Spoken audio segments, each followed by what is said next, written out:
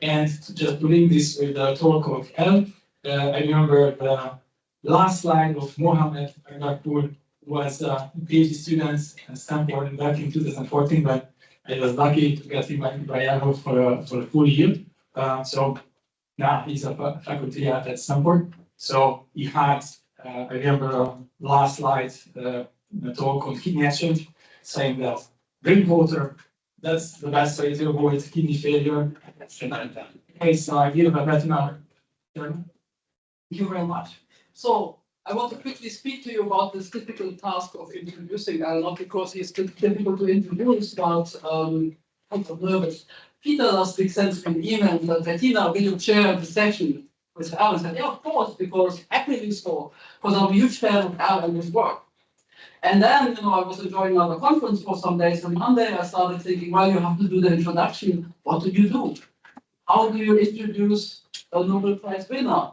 So, what do I do? I get nervous a little bit. I said, okay, fine, let me Google Al and see what it has for me.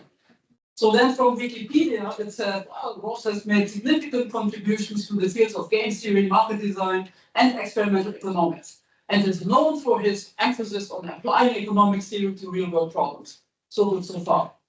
In 2012, he won the Nobel Memorial Prize in Economic Sciences, joined with the Deutsche Academy for the theory of stable allocations and the practice of market design.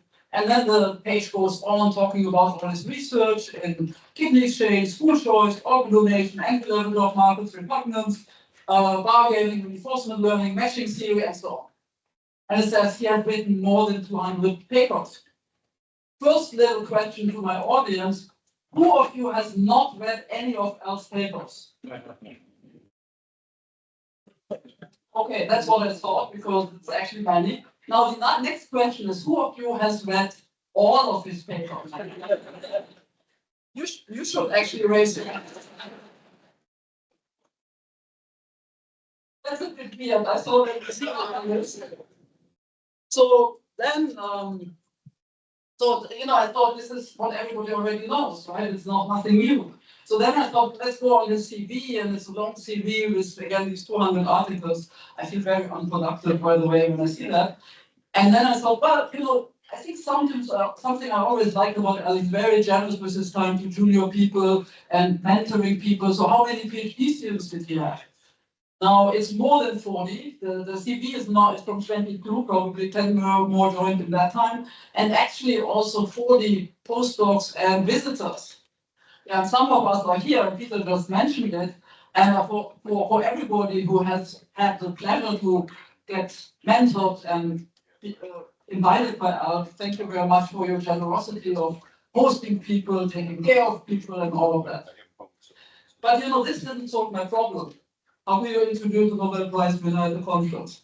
So I thought, I have a good idea, because yesterday there's another Nobel Prize winner for speaking, and I just see what Alex does, and probably so that was my previous plan. And then Alex was actually enthusiastically working with course and forgot about the introduction. So this did not solve my problem either. And then I thought, ask Al. That was a good idea, but I realized, look at this, how his name is spelled. Ask AI. So I thought, yes, let's do that. Let's ask ChatGPT. How do you introduce the Nobel Prize winner at an economic conference? So with this, so structure of the welcome. Greetings and welcome. Start with a warm welcome and express your honor and excitement about introducing the speaker. I would like to express my honor. Highlight the key achievements. Okay, I think Wikipedia did that for me. I don't have to do that. Professional background. Wikipedia page CV. We know he is a very distinguished professor at Stanford. Personal touch. So yeah, I need to add some personal touch. And I did say that one of the ideas was to ask Al about this, and I actually did. And I asked him about, Al, I introduced it as something I shouldn't say. And I started getting a bit nervous, and he tells me an anecdote from some previous introduction. I'm not telling the anecdote, it's his. Ask him later. But actually telling the anecdote made me feel better and relaxed, and I didn't worry about that introduction for a while until the next morning. So of course this morning I worried again. So he did tell a nice anecdote. He does that. He has good jokes. People are nervous talking to him. He's a Nobel Prize winner. So, but what he does is when you dare to approach, he makes you feel at ease with a story, with a smile, with a good joke. He does that very well. So, and then what did ChatGPT then tell me? That was my personal touch. Oh yeah, actually at the beginning they said dress appropriately. my suitcase actually was not super accommodating, so I didn't have a blouse or anything. I didn't put long pants instead of shorts. I didn't know Al would be in shorts, otherwise I would have done that as well. Because that seems to be appropriate now in retrospect. And then I'm supposed to conclude with an invitation for the speaker to take the stage. Al, please take the stage. Expressing gratitude and anticipation for their presentation. Now, Al is a fantastic speaker. I'm sure you're going to enjoy his talk. Al, the stage is yours.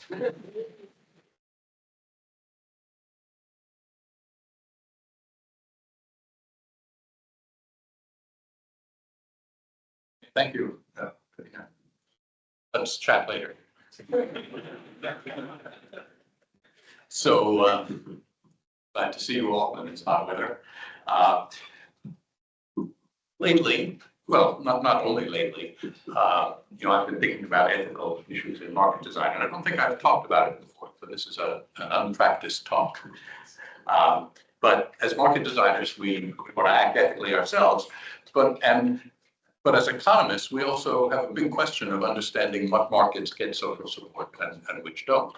And one of the reasons this is particularly an issue for market designers is sometimes we have great ideas that other people don't think are great ideas. And so, one question is, how about getting market ideas adapted, market design ideas adopted and adapted? And so some years ago, I wrote about this a little bit when I talked about repugnance as a constraint on market. And loosely speaking, what I mean by repugnance is transactions that some people want to engage in, but others don't think they should be allowed to, for reasons that they express in ethical terms. So I'm going to talk a little more about that today from a couple of different perspectives. And the proximate cause, the reason I thought I was talking about this here is that just last month, there was an article in the Financial Times about a paper that I'll tell you about that I'm a co-author on, that attracted some interest for ethical reasons. And the columnist who wrote about it is a distant relation of John Maynard Keynes. And she asks, when is it okay for economists to experiment on people? You can see the graphic has test tubes with imprisoned people in it. So here's the paper. It's about social media and job market success, and it's a field experiment that we conducted during the 2022-2023 job market just passed. And the first author, Jingyi Hu, is on the job market this year, so this coming year. So you have a chance, and you can decide whether she's ethical or not in the course of the night, telling you about the experiment. Because what we did in the experiment is we contacted all the job market candidates from this past year who we could identify, and there were somewhat over 2,000 of those. And we wrote to them, and we invited them to take part. We told them about the experiment we were going to do, which I'm going to tell you about. And we invited them to participate if they wished. And the first, and about a little less than half replied in some positive way. In particular, we asked them if they wanted to participate to fill out a survey telling us about themselves. And somewhat more than 800 replied. And those 800 we invited to post their job market paper and tweet about it themselves, and then send it to us, and we would create a site, a Twitter site, and tweet about it ourselves, just an informative tweet that says, here's this paper by someone on the job market. And the experimental condition was we also invited economists who had Twitter accounts and had influential Twitter accounts. I think we decided that 4,000 followers was the threshold to decide whether a Twitter account was influential or not. We asked them to volunteer to participate in our experiment and to quote tweet, just reproduce the tweet of the people who had tweeted their job market papers. So we divided, so we got 500 and change participants. We tweeted about all of them. Half of them were then assigned to have another tweet by someone else. Okay, that's the experiment.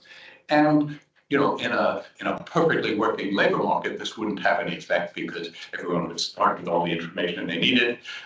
So just seeing the name of a job market paper wouldn't help. But in fact, it had some effect. And the particular biggest effect, or most significant effect, is candidates in the treatment group received one additional flyout, with women receiving almost one more job offer. So having your paper passed about on Twitter helps in your job search. Okay, so I'm not on Twitter myself, so I didn't see a Twitter storm firsthand. But apparently there were a lot of tweets that said, "Is this even ethical? Why are they allowed to do this?" And there were two objections that I gathered from the tweets that were sent to me. One is that this affects everyone in the job market, not just potentially, not just the people who are in the experiment. And we got consent from the people in the experiment, but we didn't get consent from everyone else on the job market. So maybe, since we're influencing the market, maybe that is unethical. And some of the more detailed expressions of why it might be unethical were of the form, isn't the market zero sum? If some people are getting more offers, other people must be getting fewer offers. And so you're not creating welfare, you're just harming people who aren't in the experiment.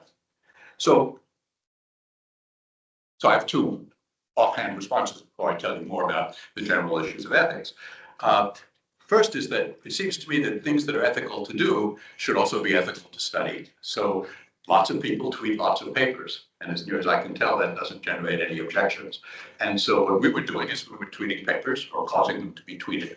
And things that are ethical to do should be ethical to study. This is my ethical intuition. I'm going to speak a lot about intuitions today because the literature on ethics is an ancient literature, but it hasn't made the scientific progress that has allowed us in economics to reach even the degree of consensus that we have. So the ethics literature has little consensus. And people therefore talk about their ethical intuitions. And here's a question that I should hardly, it's almost a joke in a market design conference with lots of matching theorists. I was unable to convince the Financial Times columnist that markets aren't zero sum. She, eventually said, maybe what I meant was you discover an unknown candidate so attractive that your university creates more jobs. But of course, a lot of us here study the fact that matching can be assorted in various ways and that match quality matters, right? My job happens to involve teaching courses in market design and experimental economics. There are other people whose job involves teaching courses in macroeconomics. If we switched places, there's a lot of welfare that would be lost, right? It's not that the job market is zero sum. Just as if we all, change spouses, right? There's a lot of welfare that comes from having the right match.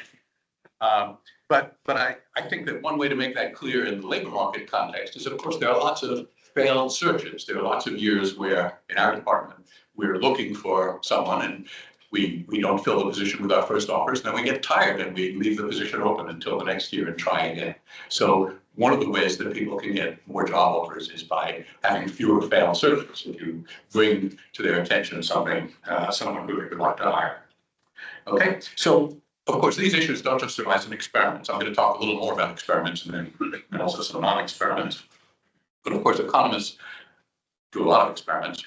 Development economics is these days very often about doing randomized control trials in foreign places. So some of the objection to our experiment may be that our experiment is about economists. Maybe there's something special about studying yourself that you shouldn't do. But also, there are lots of market design interventions and interventions of all sorts that aren't experiments. Okay, and we have to think about those too, because market design is consequential. If we design markets that are adopted and then implemented, we're making changes in the world. So those changes should be subject to ethical consideration, both about the consequences, the outcomes, and also about the procedures. Okay, so let me tell you about an intervention I was involved in that some of you may have been used. The American Economic Association now allows people to send signals on the job market, signals of interest in being interviewed. And they allow people to send 2 signals. And the American Economic Association transmits those signals early in December, which before COVID used to be well in advance of when interviews were conducted. And we decided in advance that we wouldn't do an experiment. That is, we ended up introducing the signals. How many of you have been on the job market at a time when signals were available and sent some? Okay, well, great. I hope you all got good jobs.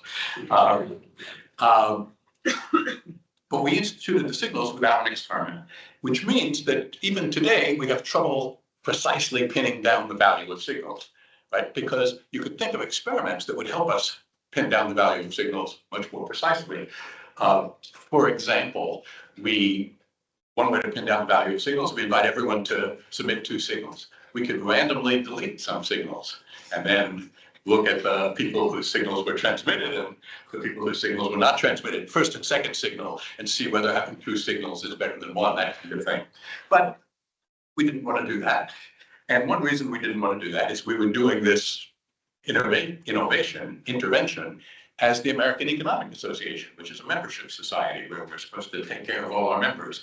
And you could pretty much guess that deleting someone's signal wouldn't be good for them, right? If the signals are inconsequential, it might not be bad for them, but there's almost no way to model that it would be good for them. You don't like to do things deliberately to harm people. And the other is it would make the signaling mechanism less reliable. In other words, if we send everyone, say everyone is sending 2 signals, but they're not, even if we reveal that causes communications that say, you send your 2 signals and then you write 8 emails saying, I'm just writing to make sure my signal got through, because I understand the AAA is randomly deleting signals. So we didn't do an experiment, but we instituted signaling.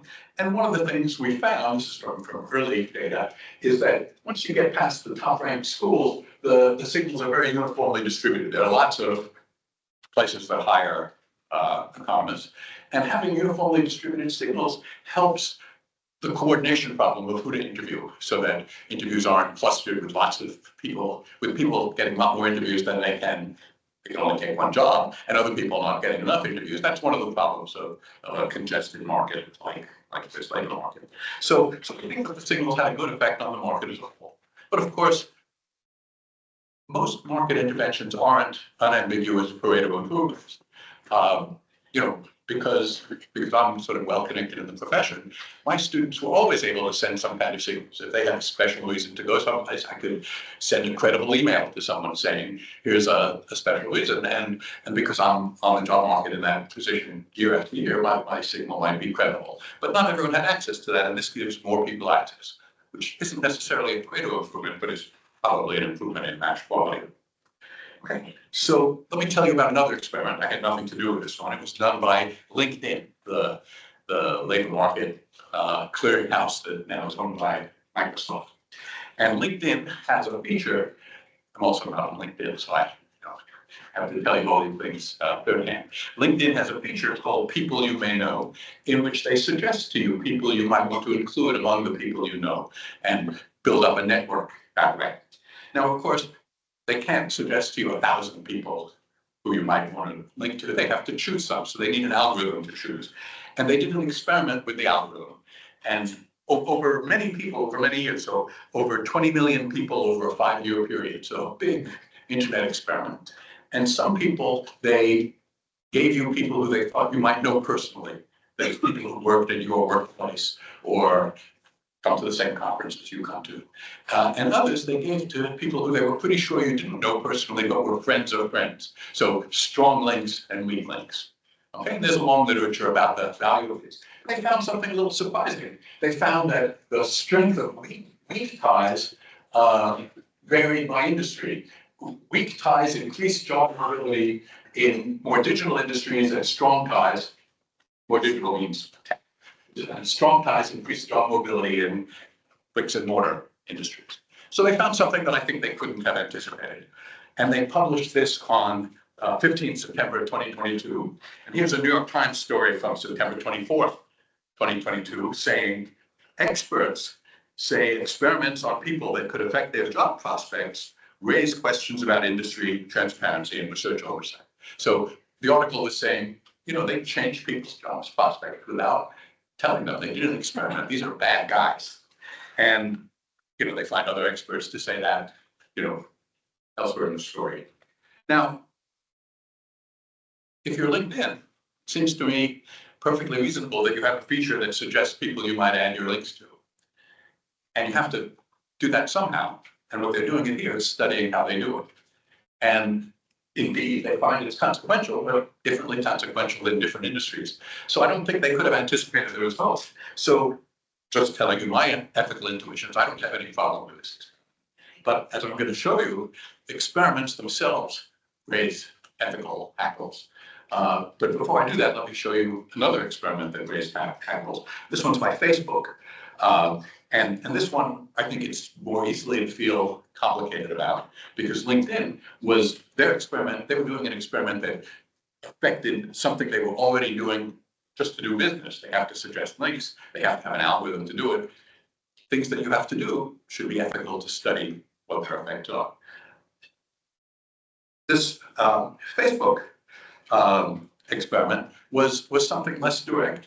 What they looked at is, so Facebook suggests things that you might like to read that occur on Facebook. And they found that they did sort of textual analysis with machine learning. They found that if they showed you depressing articles, you became sort of depressed. And if they showed you cheerful articles, you became sort of cheerful, as reflected in your own posts. And once again, this caused a lot of outrage. Here's the New York Times story. And it said, the publication of the study ignited a torrent of outrage from people who found it creepy that Facebook would play with unsuspecting users and promotions. Critics who've long argued that Facebook is too powerful can now point to Facebook's own study as evidence. And again, I think this is less directly related to Facebook's business than the LinkedIn study was, but Facebook has an algorithm that shows you pages. And so they have to decide something. And they were presumably by this time getting criticized already, that some people were getting depressed by how their life was less picturesque than all their friends' lives. And you know, maybe social media has negative influences. Seems to me we would hate to not allow that to be studied. And the people who were in a position to study it were Facebook. So we could, for ethical reasons, say that Facebook shouldn't do a study like this. But then we would only have anecdotal stories about how social media affects people's mental health. So here too, I'm inclined to think that this is, you know, if it's an ethical issue, if there is one, it has to do with how Facebook follows up on this information, whether it should or would or did change their algorithm in some way. But I don't, you know, I like experiments, so I'm not going to find many experiments unethical. But a lot of people, so a significant part of the population, finds all experiments unethical. So here are two papers in the Proceedings of the National Academy of Science, and their titles pretty much telegraph what's going to go on. Duncan Watts is a common author.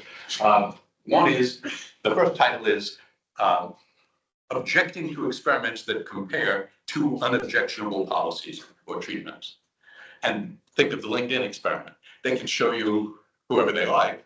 If they can show you whoever they like, if you don't have any objection to how they choose to show you, why should we object to doing an experiment allowing them to show you? And the second title is Objecting to Experiments, Even While Approving of the Policies or Treatments They Compare. And what they find, what they do in this experiment, let's just look at the one on the left, the hospital safety checklist. The experiment is the following. They say, in operating rooms, we need safety, and people sometimes overlook it. And policy A is going, I forget which is policy A, which is policy B, but one of the policies is going to be to print on doctors' badges a checklist of things you should do to preserve safety. And policy B, the other policy, is to have it on the wall of every operating room. And they ask, what they ask, and what's the y-axis, is the percent of people rating that as inappropriate. And they compare, so in this experiment, insignificantly many people thought that A was more inappropriate than B, but lots of people thought that doing a randomized experiment was inappropriate. In other words, you should choose one of them. You can choose either one. But to do an experiment means that some operating rooms are maybe getting worse treatment than others. And that's unethical. And that's the finding they have. And they find that in many similar experiments. That is, you prefer even your less preferred alternative to running an experiment between two alternatives. Okay, so they're finding that some people think that experiments are a bad idea. And so for those of us who think that experiments are a good idea, they're a way to get information, that means that sometimes we're going to have troubles getting that done. I think Hungary is in the audience somewhere. When we, this is a different team of people. We were redesigning the Boston school matching. One of the things we wanted to do was send different letters to people about the new system. And the idea of different letters that the school board said to us, you can't do that. If you're going to send a letter, it has to be the same letter to everyone. So we never got to do that experiment.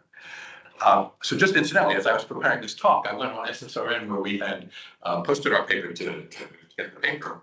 And what I noticed is that SSRN has added to the paper an ad of their own. It says, do you have a job opening that you would like to promote on SSRN? And you place your ad here. Of course, that would be a very appropriate place to put an ad, but that's SSRN making a labor market intervention, right? If some people decide to place an ad next to our paper, that will change the labor market. But of course, there's nothing unethical about that. I mean, there's not an experiment. They're just inviting you to do something. So over and over again, what we see in market designs is we do things that don't seem to have strong ethical criticisms, but experiments on them might draw some criticism. Okay, so just while I'm on the same subject of our experiment, let me just point out once again that markets aren't zero-sum. And here's a paper with two papers that had to do with the New York City school choice. And before we got involved in New York City, they had a somewhat decentralized school choice. That's what caused them to initially contact us. And the nature of the decentralization was it was congested. So they had students submit preference lists and get assigned to school. But by the time school started, just before school started, there were 30,000 students who hadn't been assigned, who had to be administratively assigned to schools that they hadn't expressed any preference over. So that was their proximate cause problem. And we did clever things for them that involved stability and all that. But one of the big effects is that instead of 30,000 students not assigned, there were just 3,000. So the market isn't zero-sum in that sense. There were lots of students who were getting assigned without being asked what schools they wanted to go to, and we're able to reduce that by quite a bit. So as in many markets, that's not a zero-sum market. And that was our feeling about our experiment. If the market were really zero-sum, if it were an efficient market, then we wouldn't have expected to have any effect. The fact that we had an effect means that maybe they were, and we can look into this more than I told you about, means maybe that they were positions that would have been unfilled that now got filled, and positions that would have been filled without such a good match that got filled with a better match. So let me switch gears now and talk about some medical transactions that I've been involved in, because those engage people with a lot of arguments that have ethical content. Okay, so in particular, let me start with a new resolution, a new policy of the European Parliament passed this year, 2024. And it has to do with what they call substances of human origin. So, and what they mean are, this particular policy explicitly accepts solid organs. I'll talk a little bit about kidney transplants in a bit. But this is about things like blood and blood plasma and mother's milk and things like that. And what they say is fundamental principle is that the human body or its parts as such are not to be a source of financial gain. So there's a long-standing ethical intuition and with some concerns about practical consequences that says you shouldn't pay donors of blood or blood plasma. And I'll tell you a little more about the history of that. But in particular, this new EU regulation says that here in the EU, you shouldn't offer compensation for blood or plasma donors.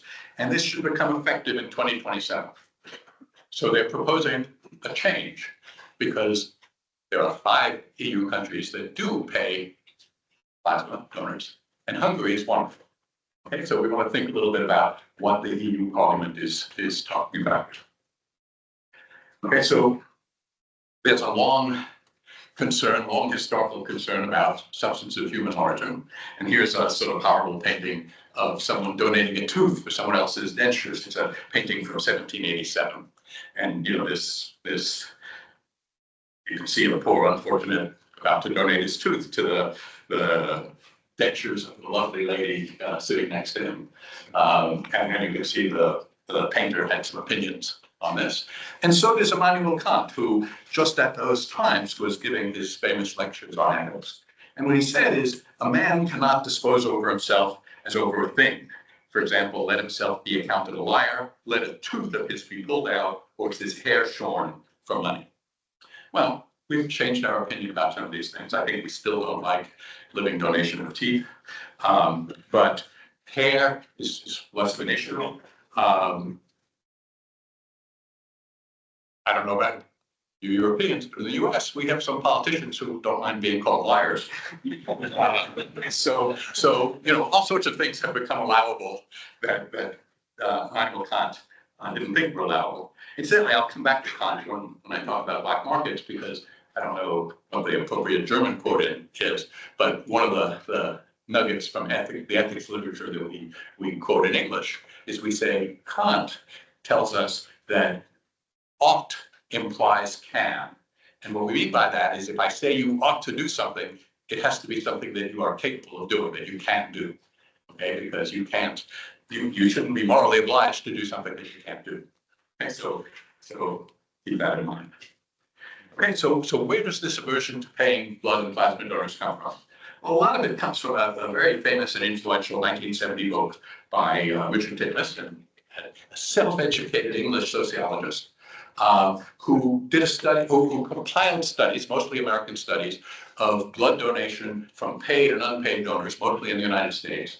And what he found in 1970, what the studies found was that there was more hepatitis in the blood of paid donors than unpaid donors. And loosely speaking, his model of that is if you're paying donors, then even when they're not feeling well, they might come and donate blood. Whereas if you're not paying them, and if they know that when they're not feeling well, they shouldn't donate blood, then they might not.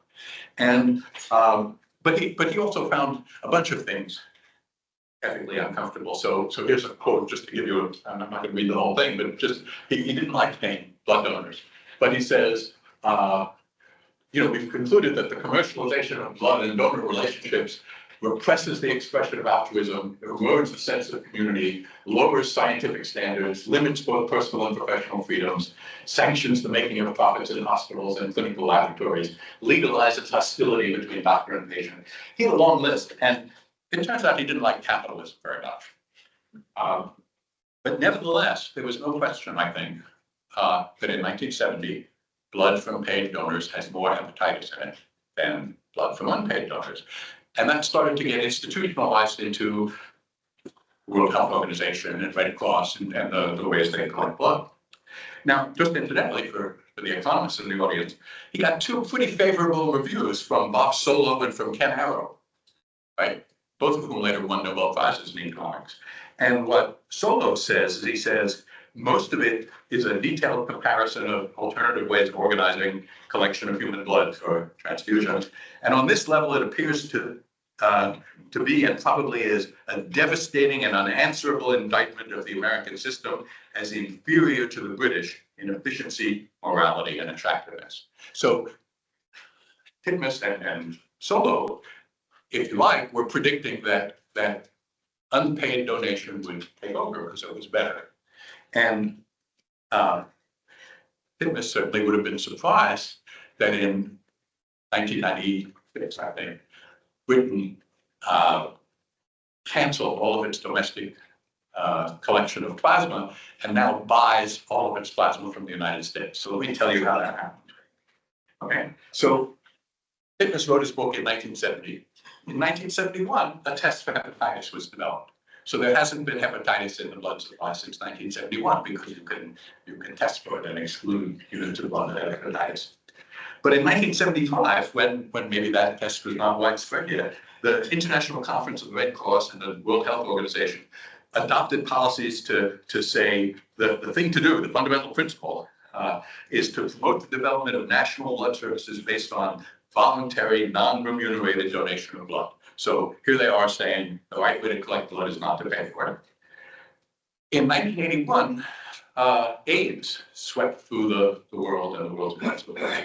And it wasn't until 1985 that HIV was discovered. So there was a while where people were getting diseases through the blood from mysterious causes. Right? It wasn't known that it was HIV, but you could start to suspect that it was something in the blood.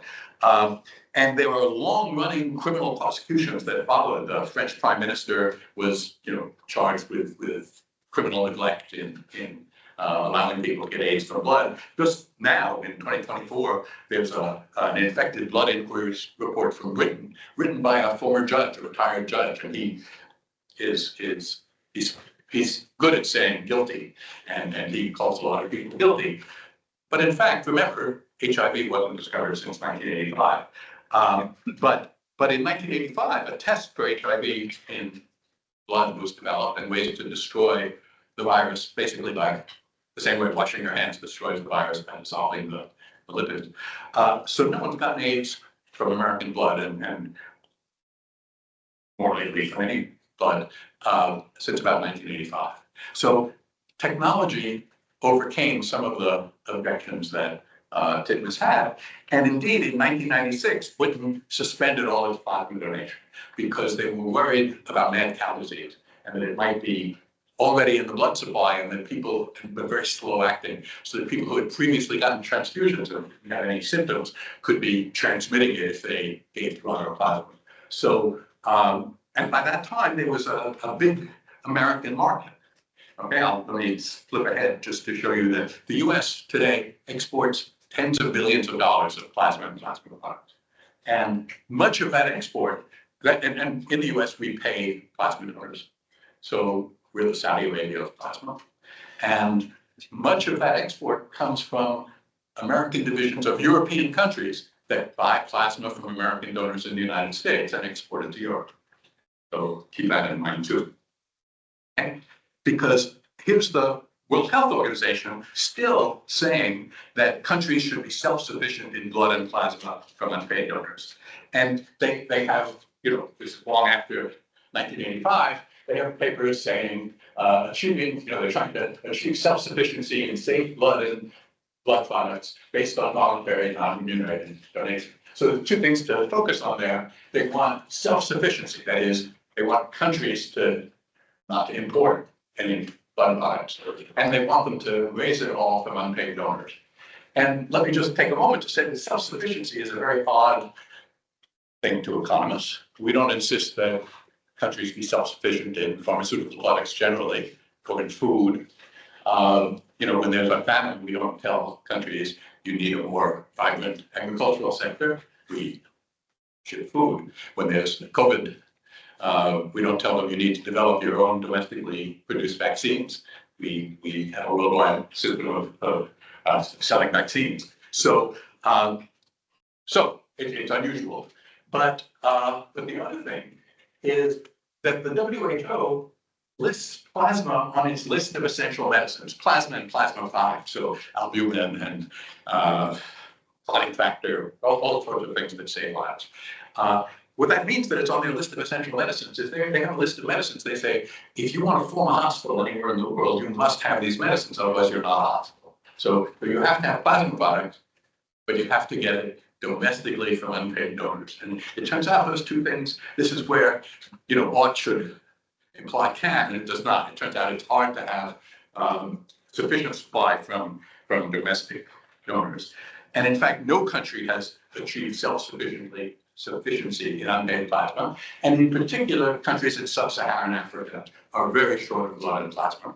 And the medical uses of blood and plasma in sub-Saharan Africa are very much like the uses in World War I.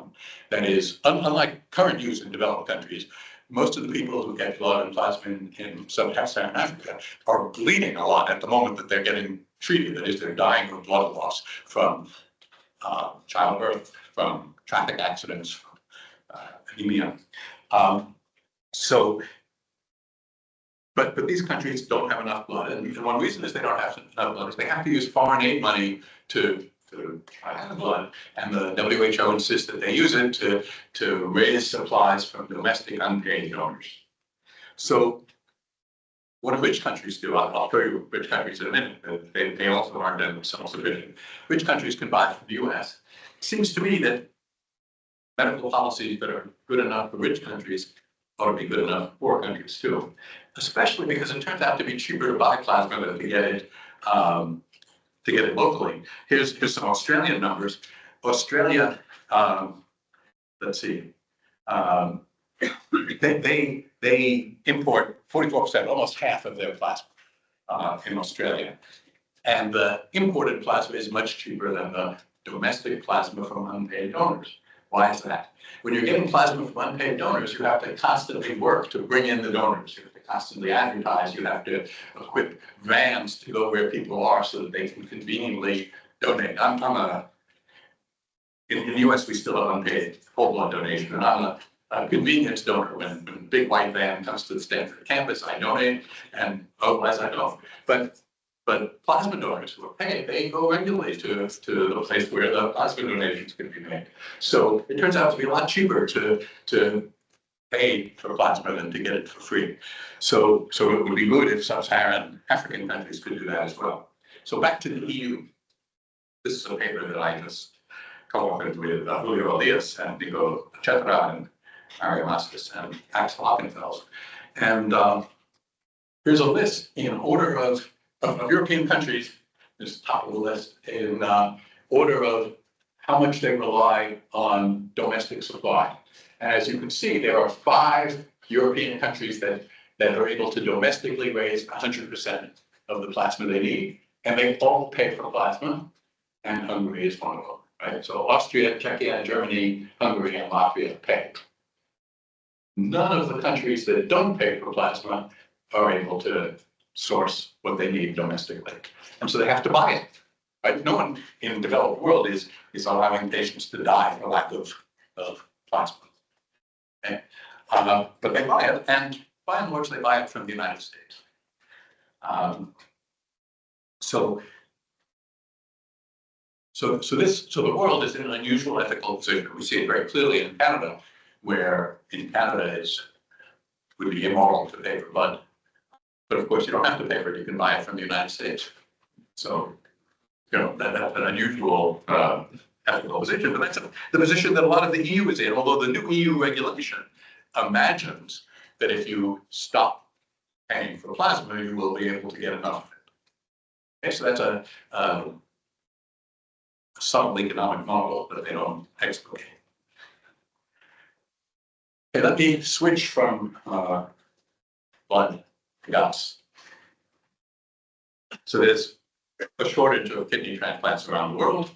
Here's a picture of how it looks. The thing about kidneys is you can get a kidney transplant both from a deceased donor kidney in blue and from a living donor kidney in orange. And what I'm showing here is the transplants per million population of each kind. And this is, I didn't know put flags everywhere. The US right now is sort of Spain is a long-term, often has been first, they're second now. Spain has excellent, as you can see, mostly deceased donor transplants in Spain, also in the US, where we also have more, some more living donation. Hungary is in the middle of the pack. China and India are quite far down in terms of transplants per million population. But it turns out size matters. If instead of showing you the figure this way, which I think is beloved by medical professionals because it shows how well they're doing, if I show you instead the picture of total transplants, you see that China and India move right up near the front. And indeed, if remember they have very low per million population of transplants. If we could get them back up to where the Western world is, then most of the transplants in the world would be happening in China and India. So, size matter. Okay. Now, compensation of kidney donors is illegal almost everywhere, with the single exception being the Islamic Republic of Iran. And if we had lots of time, we could talk about that too. So I'm not going to talk about it today. But needless to say, in a world where there's a shortage of transplants, and it's against the law to compensate donors, there are black markets. There are markets where people are paid for their kidneys, and they are very black. They're run by criminals doing surgery. Mostly, if you had a choice, you would want your surgery to be done in a hospital by dedicated medical professionals using the best equipment possible. Here's a picture that I extracted from a video of the black market transplant. And I blurred the faces. I showed this at an international transplant conference in Argentina a couple of years ago. And when I looked at it, I thought, these guys in the picture may be the colleagues of some of the people here. So I blurred the faces. But I left enough of them visible so that you can see that they're not wearing masks. And this guy, at least, is not wearing a gown. So they're not in a sterile field. They're not in a hospital. This is going on outside of the hospital, outside of the supervision of the medical profession in whatever country it is. So this is a very bad thing, and we'd like to both have less black market transactions and more kidney transplants. And of course, kidney exchange, which you all know about, and some of you heard Peter give a great talk about it earlier today. Kidney exchange is an intention to do that. That is, because the reason there are living donors is that healthy people have two kidneys and can remain healthy with one.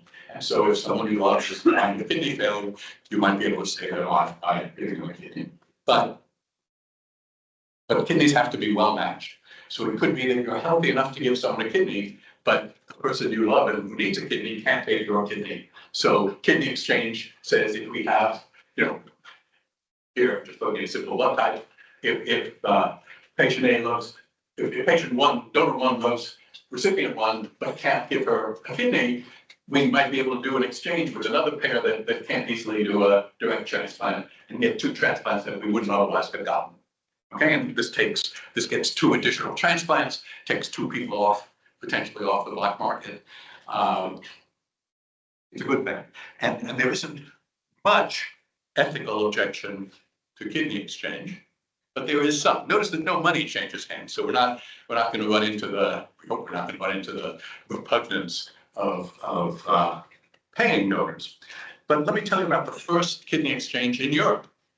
It was done with a German pair and a Swiss pair in a Swiss hospital, and the German doctor his name is Günther Kirst, and he ran into troubles getting it paid for. But even more, the exchange was done in 1999. But this paper you can see was published in 2021. Yeah, but 2001. I'm sorry, 2001.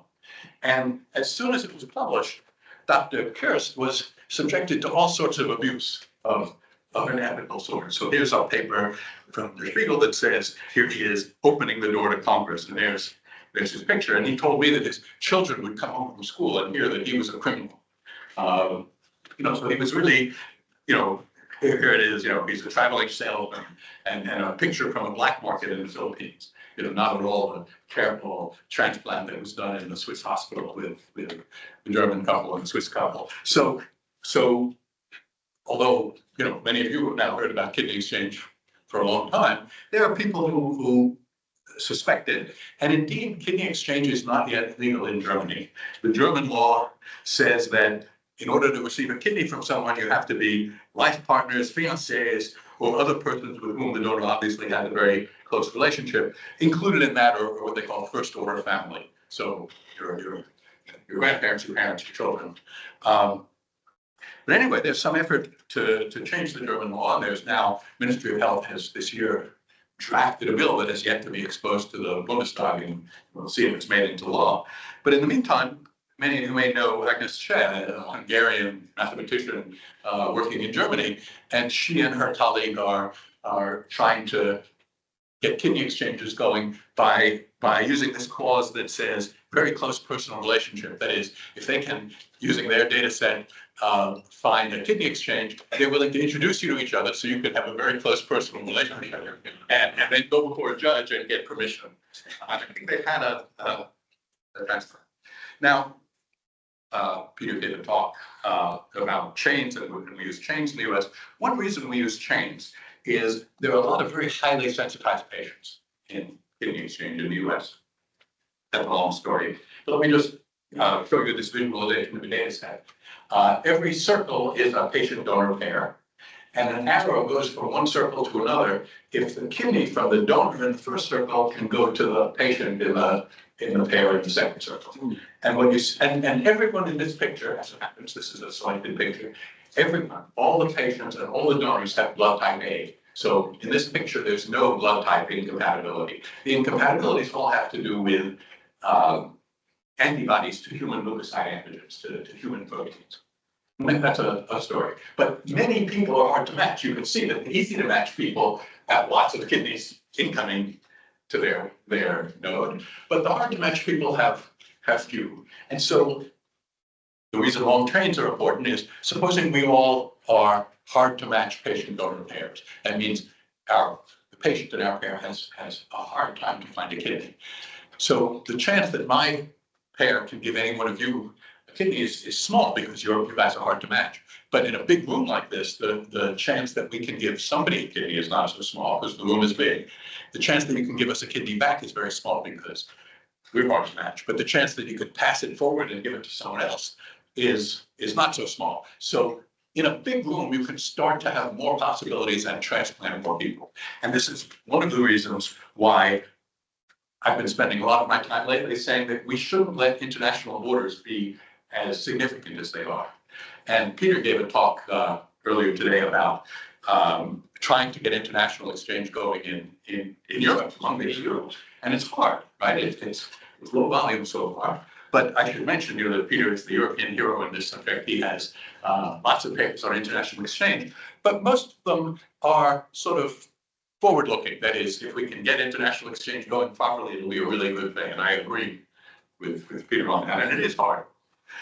So again, you've already seen this map. This is Peter's map. But let me just take a look for a moment at Spain, Portugal, Italy exchange, which Peter mentioned in his talk. And the story is they only show each other their hard to match pairs, right? They do as much exchange as they can internally. And then they have these very hard to match pairs, which they show to each other. And mostly they can't match them because they're hard to match.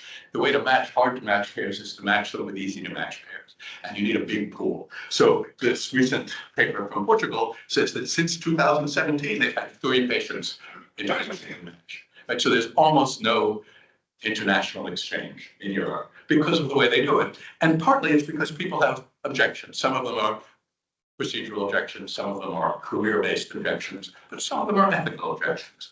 But and there's a little bit between Czech and Austria, and lately between Israel and Czechoslovakia and Austria.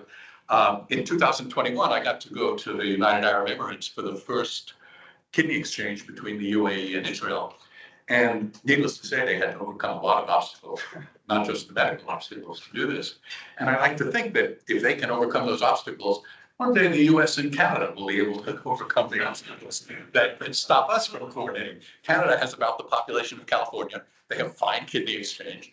But when I go to Canada and give this kind of talk, everyone agrees, naturally, we should coordinate with each other. Because in the US, we ship kidneys across, from coast to coast all the time. But there's different payment systems, things like that. And so people have objections. Now, we've in a very small way started some kidney exchange with Mexico. The lady standing next to me in this picture is this lady, Roth, and she was able to come to the U.S. She was part to match in Mexico. She was going to dialysis. We had a chain going that was going to end with a donation to someone on the deceased donor waiting list who didn't have a living donor to continue with. And the reason it was going to end was this lady was 67 years old at the time, and at that moment, American surgeons thought of as 67 as being pretty old. And Paul and Vince and I, we remember when we were 67, and it wasn't that old. So they were able to come and continue the chain, and she's thriving in the years since. Do I have the date here? It's now been, she's had many anniversaries of that. But here's someone saying that's a bad idea. Here's the director of the Spanish ONT, the National Transplant Organization in Spain. And she says, the ONT stops the entry into Europe of a new form of organ trafficking proposed by a Nobel Prize winner in economics. Makes you wonder who she had in mind. But she thinks on certain ethical reasons, at least the one she said, the way she says it, that it's a bad idea. Now, it didn't seem like a bad idea in Mexico at the time. Here's Newsweek on Espanol, the Mexican version of Newsweek. And on the cover, it says, Bridge of Life, transplants of kidney between the US and Mexico. And it starts off and says, just as US President Donald Trump is seeking to build a wall of thousands of miles on the border with Mexico, a tireless surgeon and an economist joined forces to exchange organs between citizens of both countries. So somehow in Spain, it looked like we were exploiting the Mexican pair. But in Mexico, it looked like we were saving a Mexican life. And so different ethical conclusions can be reached from different perspectives. Here's a paper by I'll say who this is. This is the European Society of Transplantation. They have a committee on ethics in transplantation. And they say, oh no, this isn't that. This is Professor Peter Singer, a moral philosopher, and two of his colleagues in The Lancet. And they defend, well, part of the issue, the reason people have ethical objections is the payment systems of different countries are different, right? In the US, we pay for transplants with private insurance mostly, although Medicare pays for lots of kidney transplants. You have national insurance in the EU. But it turns out, this comes out in the wash because transplantation is so much cheaper than dialysis that you can afford to do extra transplants if you're saving many months of dialysis. In particular, pretty much everywhere, roughly, a transplant costs about as much as a year on dialysis. But after a year on dialysis, you need another year on dialysis, and you can't do it for too many years. The average longevity of people on dialysis is not so great. So we're starting. So these arguments are ethical. Here's moral philosophers saying that you shouldn't let these concerns about the different finances stop this thing. And the European Society of Transplantation, that's where I thought I was before, they have a report by their Committee on Ethical, Legal, and Psychosocial Aspects of Transplantation that also says one of the arguments is you shouldn't have global kidney exchange because of the need to achieve self-sufficiency within countries. And they say that has, there's something wrong with letting people die in order to benefit your domestic doctors. So it's a complicated issue, but I think I'm optimistic still that we're going to see national borders become less important than they have been as an obstacle to exchange. Okay, just quickly to mention, I'm running out of time, so let me not quickly mention. In a way that I just didn't mention, Danish citizens are now coming to the US to participate in kidney exchange. But the Danish government, which has excellent healthcare, won't pay for them. They don't pay for transplants outside of Denmark. And when we've talked to Danish medical administrators, they answer in ethical language. They say it wouldn't be fair to let some Danish patients get their lives saved in the US when not everyone can. I don't know what that means. But a private foundation in Denmark has stepped in and is willing to pay for Danish patients to come to the US and take part in kidney exchange. So slowly we're overcoming some of these financial barriers. And there are administrative barriers, they're real ones, but market designers should be able to overcome. It's a failure of will here, not of technology.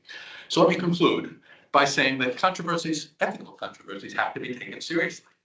The reservations about kidney transplantation are at least partly motivated by things we can all identify with, fear that somehow increasing transplantation will harm people. And I think the chief model that people who worry about that have is that if we make transplants more available, black markets more common. And I think that's a confusion about the effect on black markets of what happens when we increase the opportunity for safe, legal, ethical transplants in established medical institutions. So I have a paper about the Iranian market with 4 other co-authors. All of us have different opinions on that, but what we could agree on, what we wrote, is we could say, think what you will about the paid Iranian market for kidneys. No one doubts that the transplants take place in real hospitals by high-quality surgeons, and that there's good post-operative care. And that's certainly not the case in black markets. And it seems to me that should be one of our goals, is to eliminate black markets. So there are ethical objections of all sorts. I think that if we were in a world with no income inequality, no wealth inequality, these objections could have much less force. I think a lot of the objections, and the reason we have to think hard about them and consider them, is we worry about taking advantage of vulnerable people. But if everyone had the same income and I wanted to give you a kidney to save your life and you wanted to give me a car to say thank you, no one would object to that. But right now we'd be felons if we agreed to do that in the United States. So in the meantime, it's worth thinking hard about how to navigate these morally contested transactions. And it's not enough to be ethical in our own eyes. We have to both consider other people's ethical intuitions and navigate them. And ethical debates often involve people with very strong opinions based on weak evidence. And that's one of the reasons I think experiments will be important. But as I pointed out at the beginning, even experiments can be contested. So when questioned, how to solve all these ethical issues. Thank you.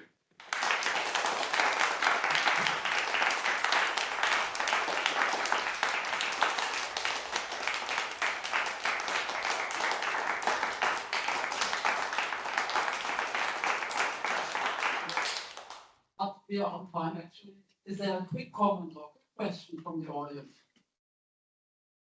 Divided by the median age, the number of say once again. Divided by the median age. What do you divide by median age? The number of transplants. Oh.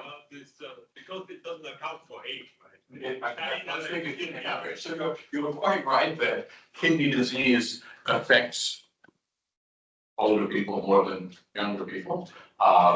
Younger people get, people get kidney disease in bodies derived childhood diseases and early traffic accidents and things like that, absolutely. But it's one of the top 10 causes of premature death around the world. Thank you. Thank you.